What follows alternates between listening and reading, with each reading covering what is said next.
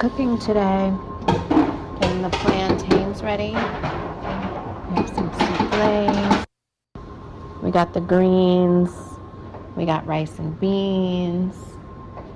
It is going down today. Mac and cheese, some rice and beans, some more green beans in the back.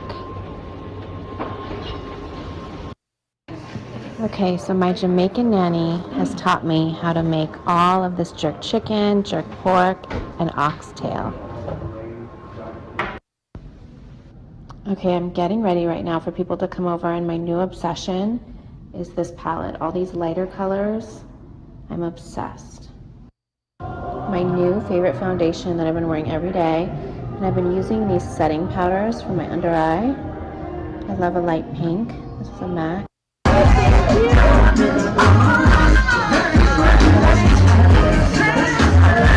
Get it, Mom!